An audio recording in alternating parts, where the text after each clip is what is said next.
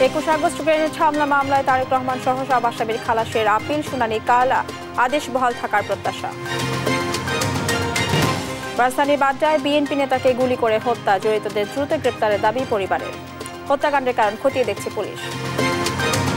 ওনার ব্যাপারে এরকম কোন শত্রু যে ওনার এরকম ভাবে মাইরা থেকে যাইব আমার জানা মতো এরকম নাই।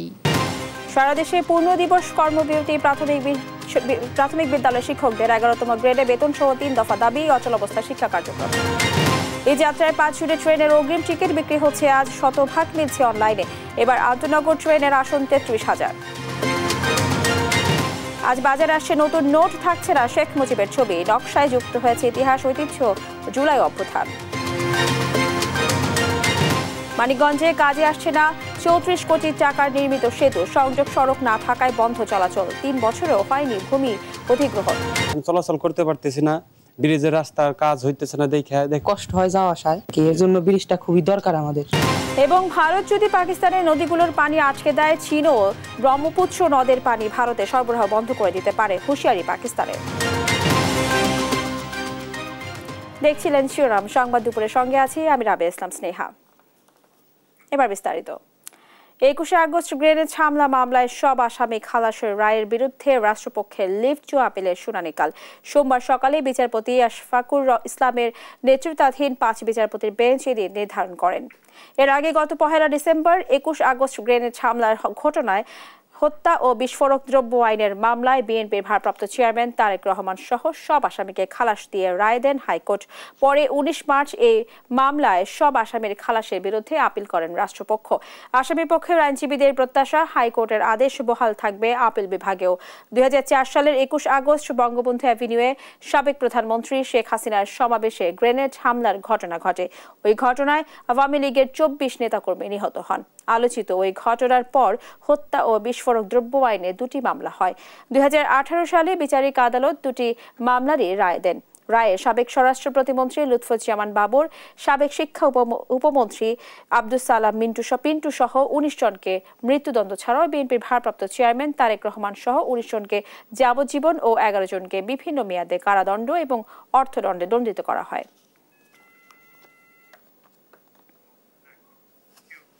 রাজধানীর মধ্যবাড্ডায় বিএনপি নেতা কামরুল আহসান সাধনকে গুলি করে হত্যা করেছে দুর্বৃত্তরা। রোববার রাতে গুদারাঘাট এলাকায় ওই হত্যাকাণ্ডের ঘটনা ঘটে। জড়িতদের দ্রুত শনাক্ত করে গ্রেপ্তারের দাবি জানিয়েছে পরিবার। এদিকে হত্যাকাণ্ডের কারণ খতিয়ে দেখছে পুলিশ। H হিমেলের report. রোববার রাতে রাজধানীর মধ্যবাড্ডার গুদারাঘাট 4 নম্বর রোড এলাকার একটি দোকানে বসেছিলেন কামরুল আহসান সাধন। এক পর্যায়ে মাস্ক পরা 2 ব্যক্তি তাকে লক্ষ্য করে এলোপাতাড়ি গুলি করতে থাকে। এতে মাটিতে লুটিয়ে পড়েন সাধন। ফাঁকা গুলি করতে করতে পালিয়ে যায় দুর্বৃত্তরা। পরিবার বলতে ওনার ওয়াইফ আর ওনার বোন, আর নাই কেউ এখানে। না, ওনার ওয়াইফও ওনারাও এরকম কিছু বলে নাই যে কোনো তার এরকম শত্রু আছে মেরে ফেলতে পারে, এরকম কোনো ধারণা তার থেকে আমরা পাইনি। বা আমার সাথেও তো ক্লোজ ছিল বা সবসময় কথা হতো, এরকম কোনো কথা কখনো শুনিনি। ওনার বাড়ি আমাদের বাড়ি এক জায়গায়, আমাদের পাশের গ্রামে ওনাদের বাড়ি, তো সবসময় যোগাযোগ থাকতো আর কি। এমনি ওনার শত্রু থাকতে পারে, আমরা ওইদিকে গেলে দেখতাম, কথা বলতাম, চা খাই চলে আসতাম, কিন্তু শত্রু এমন কিছু দেখি না। এখন এমনও কী কারণে হয়েছে এটা তদন্ত করে পুলিশে এটা জানাবে, এটা তার আমরা কিছু জানি না। গুরুতর আহত অবস্থায় দলীয় নেতাকর্মী ও স্বজনরা তাকে জাতীয় হৃদরোগ ইনস্টিটিউটে নিলে মৃত ঘোষণা করেন চিকিৎসক। হত্যাকাণ্ডের কারণ ও কারা জড়িত সে বিষয়ে নিশ্চিত নয় পুলিশ ও পরিবারের সদস্যরা। উনি অনেক নিরীহ মানুষ আছিল, মানুষের সাথে কোনো সময় উনি করে নাই। আমরা নিজেরা ব্যবসা করতো, ব্যবসা যাইতো আইতো। এই রাজনীতিকে একটু আছে, রাজনীতির সাথে জড়িত, কিন্তু সবার ওনাদের সাথে তো ভালোই সম্পর্ক সবার সাথে।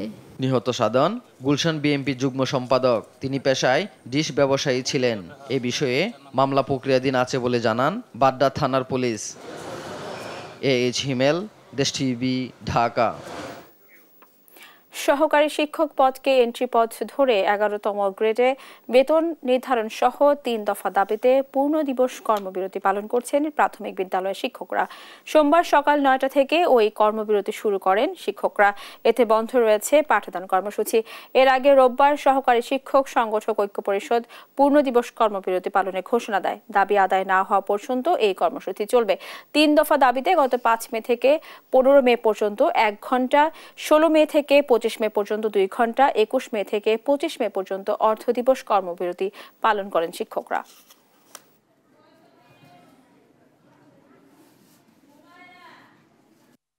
কর্মবিরতি তো পূর্ণ দিবস হচ্ছে আমাদের পৌরসভার ভিতরে স্কুল, আর স্কুলটার পরিসরও ছোট, বাচ্চা কাচ্চা বেশি, ছাত্রছাত্রীর উপস্থিতি অনেক বেশি থাকে। আর রুট সাইডে স্কুল হওয়াতে আমরা ওই বসেনা থেকে ক্লাসটাই করি। কর্মবিরতির সঙ্গে পূর্ণ একমত। আগামী 7 জুনকে ঈদুল আজহার দিন ধরে ট্রেনের অগ্রিম টিকিট বিক্রি শুরু করেছে বাংলাদেশ রেলওয়ে। ঈদ উপলক্ষে ঘরমুখ মানুষের এই যাত্রায় 5 জুনের ট্রেনের টিকিট বিক্রি হচ্ছে আজ সকাল 8টায় বাংলাদেশ রেলওয়ে পশ্চিমাঞ্চলে চলাচল করা ট্রেনগুলোর আসনের টিকিট বিক্রি শুরু হয় এবং দুপুর 2টা বিক্রি শুরু হবে পূর্বাঞ্চলে চলাচল করা ট্রেনগুলোর টিকিট। যাত্রীদের সুবিধার্থে শতভাগ আসনের টিকিট অনলাইনে বিক্রি করা হচ্ছে। এবার শুধু ঢাকা থেকে দেশের বিভিন্ন গন্তব্যে যাওয়া আন্তনগর ট্রেনগুলোর মোট আসন সংখ্যা থাকছে 33,315টি।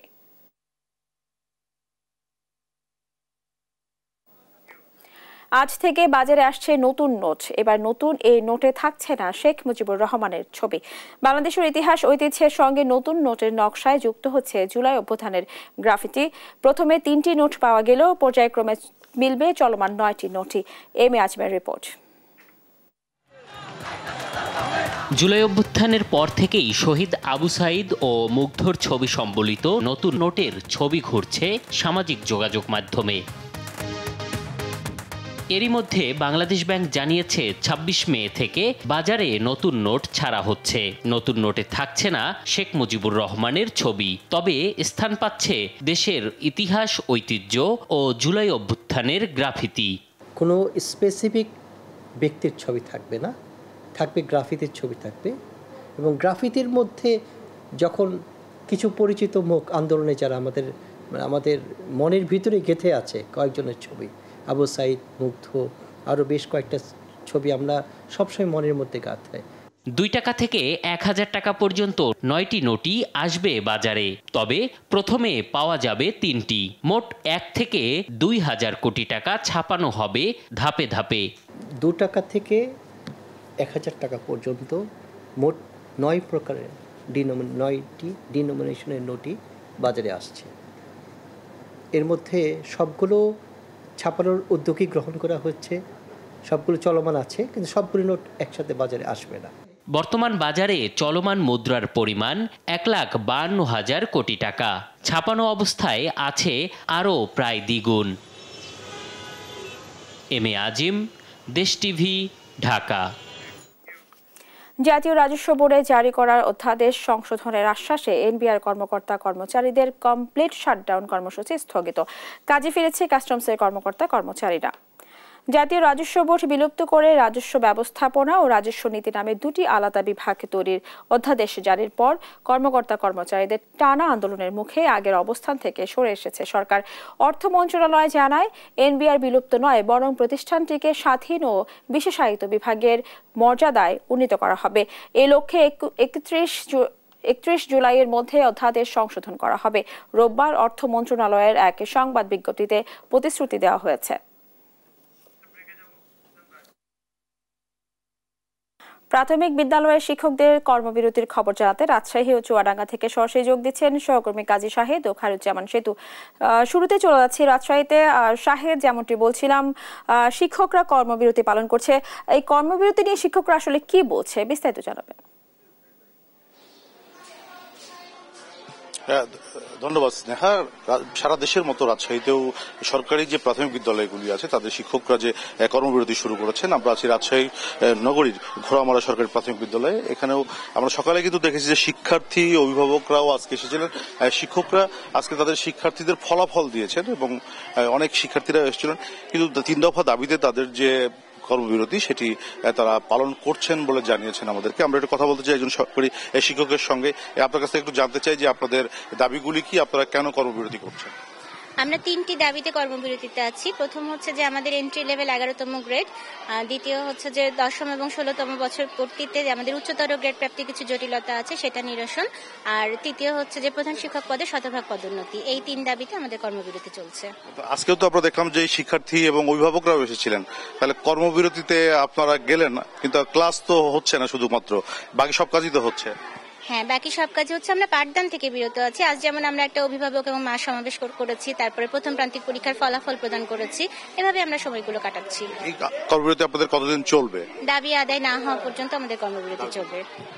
স্নেহা, আমরা কথা বলছিলাম একজন শিক্ষকের সঙ্গে, তিনি যেটি বলছিলেন যে দাবি আদায় না হওয়া পর্যন্ত তাদের এই কর্মবিরতি চলবে। এবং আমরা যারা অভিভাবকদের সঙ্গে, যখন এখানে অভিভাবক সমাবেশ ছিল এই স্কুলটিতে, আমরা অভিভাবকদের সঙ্গে কথা বলেছি, তারা যেটি বলছিলেন যে শিক্ষকরা যদি ক্লাসে না ফেরেন বা ক্লাস না নেন তাহলে তাদের সন্তানদের যে লেখাপড়া তাতে ব্যাঘাত ঘটবে এবং ফলাফলেও এর একটা প্রভাব পড়তে পারে বলে তারা বলছেন। রাজশাহীর অন্যান্য যে সরকারি প্রাথমিক বিদ্যালয়গুলি আছে সেগুলোতেও কিন্তু এমন স্কুল খোলা থাকলেও কর্মবিরতিতে আছেন শিক্ষকরা। তারা মূলত ক্লাসে যে নেয়া সেটিতে তারা যাচ্ছেন না এবং এই দাবি পূরণ না হওয়া পর্যন্ত তাদের যে 3 দফা তারা এই কর্মবিরতি চালিয়ে যাবেন বলে জানিয়েছেন। তো এই ছিল রাজশাহী থেকে আমার কাছে সর্বশেষ। আমরা চলে যাচ্ছি চুয়াডাঙ্গায় সহকর্মী সেতুর কাছে, সেখানকার খবর জানতে।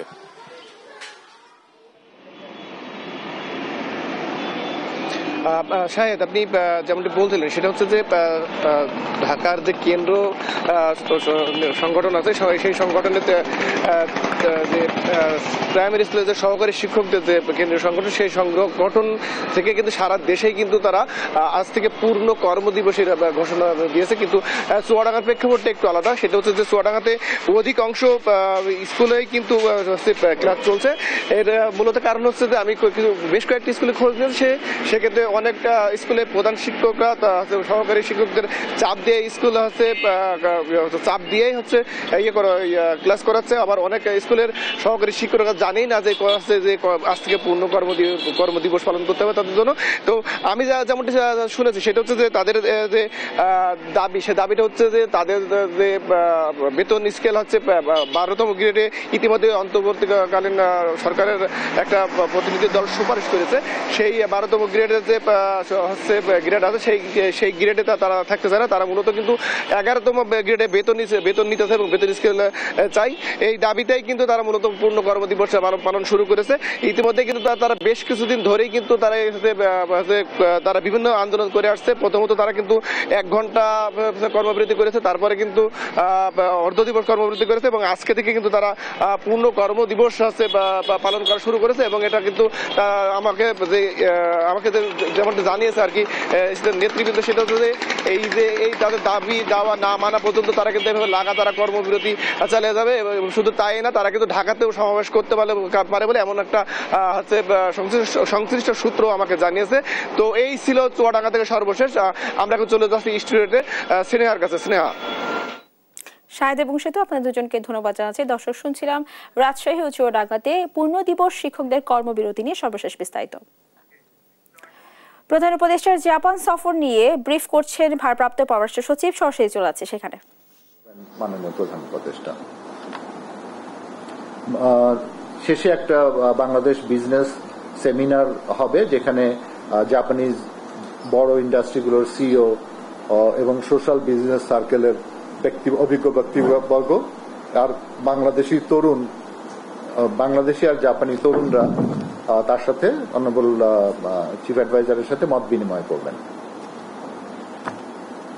30 তারিখের বিকেলে মাননীয় প্রধান উপদেষ্টাকে জাপানের সাকো ইউনিভার্সিটি একটি honorary doctorate degree Soka university honorary doctorate degree প্রদান করবেন এবং ওখানে মাননীয় প্রধান উপদেষ্টা একটি বক্তব্য রাখবেন সুধীমণ্ডলীর উদ্দেশ্যে। সন্ধ্যায় মাননীয় প্রধান উপদেষ্টা বাংলাদেশ দূতাবাস টোকিওতে একটি কমিউনিটি ইভেন্টে অংশগ্রহণ করবেন এবং আমরা আশা করছি যে ওখানে উনি জাপানি প্রবাসী বাংলাদেশিদের জন্য জাতীয় পরিচয়পত্র কবে থেকে দেয়া হবে সেই বিষয়টি হয়তো ঘোষণা করবেন, আমরা আশা করছি। তারপরে 31শে মে সকালে উনি ওখান থেকে রওনা দিয়ে বাংলাদেশে সন্ধ্যায় পৌঁছাবেন। এই হচ্ছে ইন নাটশেল। বাট আরেকটা খুবই গুরুত্বপূর্ণ বিষয় আছে যেটা আমি আলাদা করে বলতে চাচ্ছি, যে এই সফরকালে সর্বমোট 7টি এমওইউ সাইনিং হবে। আপনারা লিস্ট পেয়ে যাবেন এই 7টি। একটা হবে জেবিআইসি জাপানিজ সাইড থেকে, আর আমাদের EMRD loan agreement for prepaid gas meter installation, এগুলো ডিটেলটা বলে দেবে, কারণ আমি নিজেও জানি না যে কি অর্গানাইজেশন।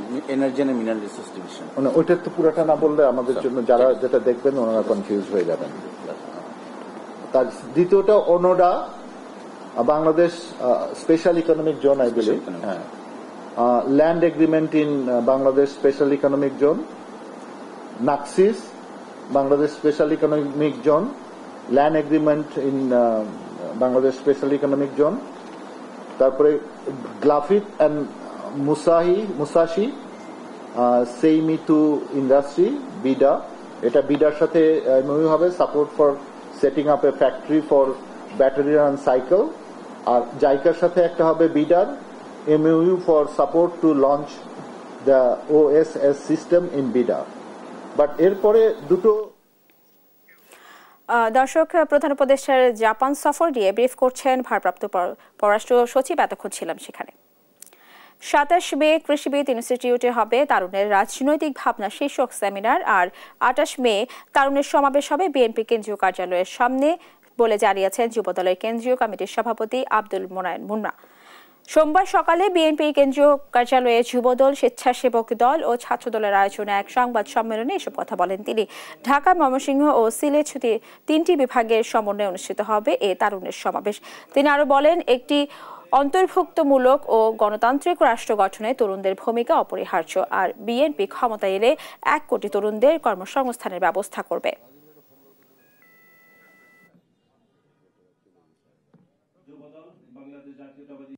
সাতাইশে মে বিকেল 3টায় কৃষিবিদ ইনস্টিটিউশন বাংলাদেশ কেআইবি মিলনায়তনে অনুষ্ঠিত হবে তারুণ্যের রাজনৈতিক ভাবনা ও অর্থনৈতিক মুক্তি শীর্ষক সেমিনার। এই আয়োজন তরুণদের চিন্তা ও প্রস্তাবের ভিত্তিতে ভবিষ্যতের বাংলাদেশ বিনির্মাণের একটি নীতি নির্ধারণী মঞ্চে পরিণত হবে। নারী সংস্কার কমিশনের সুপারিশের কয়েকটি বিতর্কিত ধারার বৈধতা চ্যালেঞ্জ করে দায়ের করা রিট খারিজ করে দিয়েছে হাইকোর্ট। সোমবার বিচারপতি ফাতেমা নজিব ও বিচারপতি শিকদার মাহমুদুর রাজীব হাইকোর্ট বেঞ্চ এই আদেশ দেন। আদালত বলেন, এই সুপারিশ এখনো বাস্তবায়ন হয়নি, এটা প্রি ম্যাচিউর। সুপারিশ সরকার বাস্তবায়ন করলে রিটকারী চাইলে আদালতে আসতে পারবেন। এর আগে গত 4 মে সুপ্রিম কোর্টের আইনজীবী রওশন আলী এই রিটটি হাইকোর্টে দায়ের করেন। রিটে নারী সংস্কার কমিশনের সুপারিশ মালায় থাকা পুরুষ ও নারীর জন্য সমান উত্তরাধিকার, বহুবিবাহ নিষিদ্ধ করার প্রস্তাব, যৌনকর্মীকে বৈধ পেশা হিসেবে স্বীকৃতি দেওয়ার প্রস্তাব সহ কয়েকটি ধারাকে বিতর্কিত ও সাংবিধানিকভাবে অসামঞ্জস্যপূর্ণ দাবি করে সেগুলোর বৈধতা চ্যালেঞ্জ করা হয় এবং তা পর্যালোচনার জন্য একটি বিশেষজ্ঞ কমিটি গঠনের আবেদন জানানো হয়। পরে রিট আবেদনের উপর শুনানি শেষে হাইকোর্ট 26 মে আদেশের দিন নির্ধারণ করেন।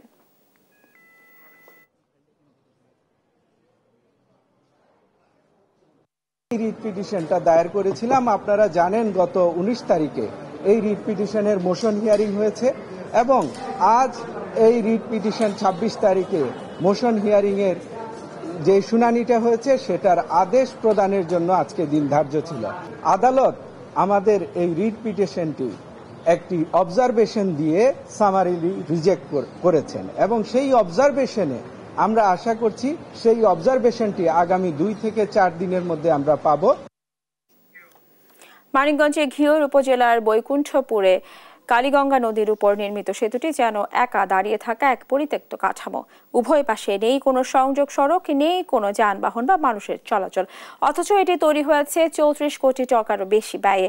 3 বছর পেরিয়ে গেলেও শুধুমাত্র ভূমি অধিগ্রহণ জটিলতায় একদিনের জন্য ব্যবহারযোগ্য হয়নি সেতুটি। সহকর্মী আব্দুল আলিমের পাঠানো তথ্য ছবিতে আরো জানাচ্ছেন অঙ্কন চৌধুরী। 2018 সালে মানিকগঞ্জ শহরের সঙ্গে ঘিউরের বিভিন্ন গ্রামের সঙ্গে সংযোগ স্থাপনে এলজিইডির 34 কোটি টাকা ব্যয়ে সেতু নির্মাণ কাজ শুরু করে। 2022 সালে 365 মিটার দৈর্ঘ্য সেতু নির্মাণ সম্পূর্ণ হয়, কিন্তু সংযোগ সড়ক না থাকায় স্থানীয়দের কাছে এটি বেওয়ারি সেতু নামে পরিচিত। ফলে প্রতিদিন 50 গ্রামের মানুষ এখনও নদী পারাপার হচ্ছে খেয়া নৌকায়। 630 মিটার সংযোগ সড়কের জন্য প্রয়োজন 6.20 একর জমি, কিন্তু 69 জন মালিক ক্ষতিপূরণ না পেয়ে জমি ছাড়ছেন না, ফলে কাজ শুরু করা যাচ্ছে না। মালিকরা বাধা দিচ্ছেন এবং এলজিইডি জমি বুঝে না পাওয়ায় কাজ বন্ধ রেখেছে। 15-20 হাজার মানুষের মতন আমরা এখন চলাচল করতে পারতেছি না, ব্রিজের রাস্তার কাজ হইতেছে না দেখে। তো আমাদের সরকার কাছে একটা আবেদন থাকবে, সেটা হলো দ্রুত আমাদের ব্রিজের কাজটা সম্পন্ন করে। ব্রিজ নেই বলে অনেক কষ্ট হয় যাওয়া আসায়, এর জন্য ব্রিজটা খুবই দরকার আমাদের। ব্রিজটা হয়ে রয়েছে কিন্তু রাস্তার কারণে আমরা উপর যাইতে পারি না, এটাই আমাদের সমস্যা। মূল ব্রিজের কাজ শেষ, সংযোগ সড়কের কাজ ভূমি অধিগ্রহণের জন্য আটকে আছে। দ্রুত সমাধানের চেষ্টা চলছে বলে জানিয়েছেন ঠিকাদারি প্রতিষ্ঠান। এলজিডি অফিস বেশি একটা ভূমিকা নেয় নাই, তারপর বলার পরে ওরা বলছে যে জমি অধিগ্রহণ করে দিচ্ছি, না কালকে বেরোন করতে করতে জমিটা আজ পর্যন্ত আমাদের বুঝাইয়া না দেওয়ার কারণে, বুঝ না পাওয়ার কারণে আর কি কাজটা হচ্ছে না আর কি। ভূমি অধিগ্রহণ চূড়ান্ত পর্যায়ে রয়েছে, বরাদ্দ পেলেই সমস্যা সমাধান হবে বলে জানান এলজিইডির নির্বাহী প্রকৌশলী। আমরা আশা করছি যে জুন মাসের মধ্যে আমরা জেলা পরিষদ মহোদয় বরাবর টাকা দিতে পারবো। পরবর্তী প্রক্রিয়া সমাপ্ত করে জেলা পরিষদ স্থানীয় ক্ষতিগ্রস্ত ব্যক্তিদেরকে টাকা প্রদান করবেন, আমাদেরকে জমি বুঝিয়ে দিলে আমরা দ্রুত কাজটি শেষ করতে পারব। ভূমি মালিকদের ক্ষতিপূরণের অর্থ পেলেই সমস্যা মিটিয়ে সেতু চলাচলের জন্য চালু করা হবে বলে জানান অতিরিক্ত জেলা প্রশাসক। আগে যে কর্মকর্তা ছিলেন অথবা জেলা প্রশাসক স্যাররা ছিলেন, তারা এই কমিটির মাধ্যমে হয়তো সিদ্ধান্ত নিয়ে মিনিস্ট্রির কাছে এই বিষয়টির জন্য চিঠি লিখেছিল। মিনিস্ট্রি সেই সিদ্ধান্ত দিয়েছে আমাদেরকে বিগত 2 মাস আগে। জাস্ট এই জায়গাটাই হয়তো একটু বিলম্ব হতে পারে। দ্রুত পরিত্যক্ত ব্রিজটি সম্পূর্ণরূপে চালুর দাবি স্থানীয়দের। নিউজ ডেস্ক, দেশ টিভি।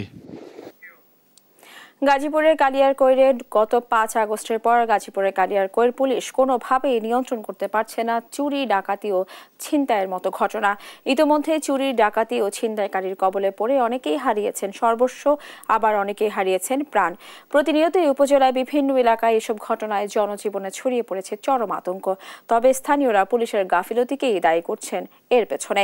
সহকর্মী এম নজরুল ইসলামের পাঠানো তথ্য ছবিতে যাচ্ছেন অঙ্কন চৌধুরী। কিন্তু কোনো বিট পুলিশ আমি সচরাচর কোনো সময় দেখি না। গাজীপুরের কালিয়াকৈরে গত মঙ্গলবার পৌর হিসাব রক্ষক এমদাদুল হকের বাড়িতে ডাকাতির ঘটনায় অস্ত্রের মুখে জিম্মি করে প্রায় 20 ভরি স্বর্ণ ও 2 লাখ টাকা লুট করা হয়। এছাড়া কালিয়াকৈর উপজেলার আঞ্চলিক সড়কগুলো যেন হয়ে উঠেছে চুরি, ডাকাতি ও ছিনতাইকারীদের অভয়াশ্রম। এসব রাস্তা নির্জন হয় রাতে সহ দিনে দুপুরেই রাস্তায় গাছ ফেলে চেতনানাশক ঔষধের মাধ্যমে বিভিন্ন কলাকৌশল অবলম্বন করে ডাকাতি ও ছিনতাইয়ের ঘটনা ঘটছে অহরহ।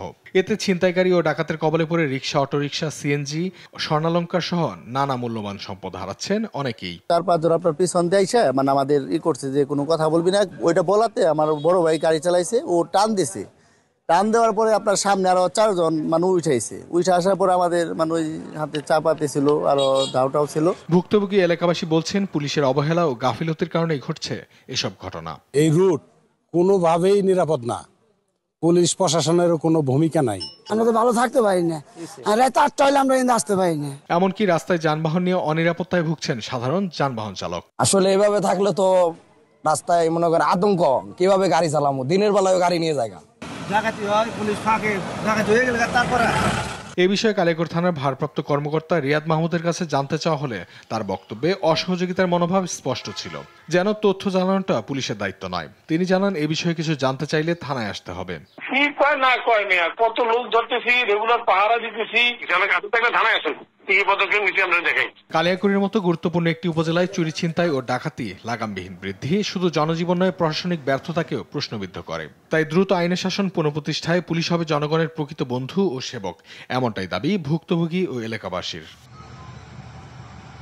নিউজ ডেস্ক, দেশ টিভি।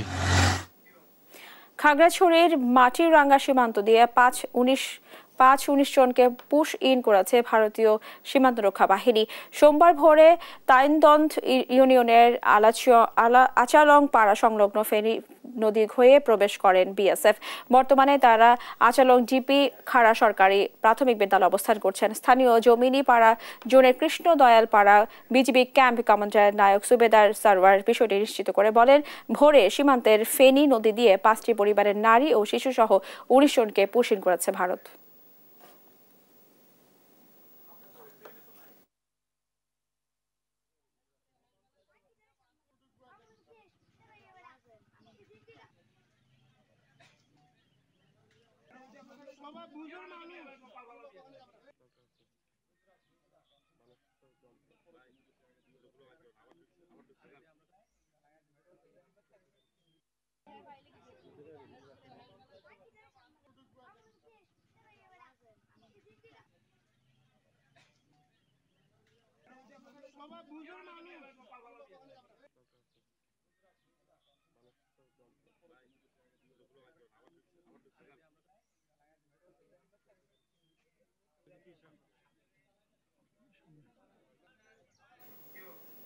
বন্দর কর্মকর্তাদের বেশ কয়েকবার কলম বিরতির প্রভাব পড়েছে নিউ মোরিং কন্টেইনার টার্মিনালে, যার ফলে চট্টগ্রাম বন্দরে 24,000 কন্টেইনার নিয়ে ভাসছে 17 জাহাজ। বিস্তারিত জানাতে সরাসরি যুক্ত হচ্ছেন সহকর্মী আজিজা হক পায়েল। পায়েল, বন্দরে কর্মচাঞ্চল্য পরিবেশ ফিরেছে কিনা, কি বলছেন কর্মকর্তা কর্মচারীরা, বিস্তারিত জানাবেন। জি স্নেহা, যেমনটি বলছিলেন, আমি আছি এই মুহূর্তে বন্দর ভবনে। আমরা জানতে পেরেছি 24,000 কন্টেইনার এখন পর্যন্ত জটলা বেঁধে রয়েছে। 17টি জাহাজ ভিড়েছে, তবে এই 17টি জাহাজে 24,000 কন্টেইনার এখনো পর্যন্ত রয়েছে। এগুলো এখনো পর্যন্ত ওখান থেকে নামানো হয়নি। এখন আমরা জানি কি হয়, মে মাস আসার শুরু থেকেই কাস্টম এবং বন্দর ভবনের এই যে কর্মকর্তারা ছিল তারা কলম বিরতি দিচ্ছিলেন। তাদের দাবি ছিল এনসিটির যে দাবিগুলো ছিল, তাদের এই এনসিটিকে বিদেশিকে দিয়ে দিচ্ছিল, এমনটাই একটা ইয়ে থেকে তারা প্রতিবাদ জানান। এই প্রতিবাদের প্রেক্ষিতে তারা বারবার কলম বিরতিতে গিয়েছিলেন। এই কলম বিরতির কারণে আমরা জানতে পেরেছি যে এখনো পর্যন্ত এখানে জাহাজ জট রয়েছে এবং জাহাজ জটের কারণে 24,000 কন্টেইনার এখনো পর্যন্ত নামানো হয়নি। এই ধরনের কার্যক্রম তাদের চলতেই ছিল। কালকেও আমরা দেখেছি এখানে কর্মবিরতি ছিল, আজকেও কর্মবিরতি থাকার কথা ঘোষণা ছিল, তবে আজকের স্থগিত রয়েছে। তবে তাদের গতকালকে যে কর্মবিরতির ছিল, যে আন্দোলন ছিল, সেখানে তারা অনেক দাবি জানিয়েছেন। তাদের দাবি ছিল এই এনসিটি যেন কোনোভাবে বিদেশিদের হাতে না দেয়। তাদের এই দাবিতে তারা কর্মসূচি করেছিলেন এবং তাদের এই দাবি যদি সরকার মেনে না নেয়, তাহলে তারা একেবারে কোরবানির পরে শাটডাউন কর্মসূচি ঘোষণা দিয়েছেন। তারা তাদের এই দাবি এখনো পর্যন্ত অটুট রয়েছেন, এমনটাই আমরা তাদের সাথে কথা বলে জানতে পেরেছি। এখানকার বন্দর ভবনে যারা শ্রমিক দলের মানুষজন ছিল, তারা এই ধরনের কর্মসূচি দিয়েছেন, তাদের সাথে আমরা কথা বলেছি। তবে এখানে এখন যেটা আমরা দেখতে পাচ্ছি এখনো পর্যন্ত এই যে জাহাজ জট রয়েছে, এটি এখনো কমেনি। তবে এখন পর্যন্ত বন্দরের তারা এখনো কোনো ধরনের ঘোষণা এখনো পর্যন্ত দেয়নি। তাদের এই কর্মসূচি কতটুকু আসলে ফলপ্রসূ হবে এবং তাদের এই দাবি আসলে মেনে নেওয়া হবে কিনা, এটি এখনো জানানো হয়নি। বন্দর ভবনের কোনো ধরনের ঘোষণা এখনো পর্যন্ত আসেনি। তবে আমরা যতটুকু জানতে পেরেছি, এনসিটিতে এখনো পর্যন্ত এই জাহাজ আসার কথা ছিল 22,000 জাহাজ। 22,000 জাহাজের মধ্যে 17টি জাহাজ এসে পৌঁছেছে। সেই 17টি জাহাজে 24,000 কন্টেইনার রয়েছে। 24,000 কন্টেইনার এখনো পর্যন্ত সরানো হয়নি। এখনো পর্যন্ত রয়েছে কন্টেইনার জট। এই জট আসলে দিনকে দিন বাড়তেই চলেছে। এই ধরনের কর্মসূচি যদি চলতে থাকে, এই জট থাকবে। এই জটের কোনো ধরনের আসলে সমাধান এখনো পর্যন্ত পাওয়া যায়নি। এই ছিল বন্দর থেকে সর্বশেষ। স্নেহা। পায়েল, আপনাকে ধন্যবাদ। দর্শক, শুনছিলাম বন্দর কর্মকর্তা কর্মচারীদের কর্মবিরতির যে প্রভাব বন্দরে পড়েছে তার সর্বশেষ খবরাখবর।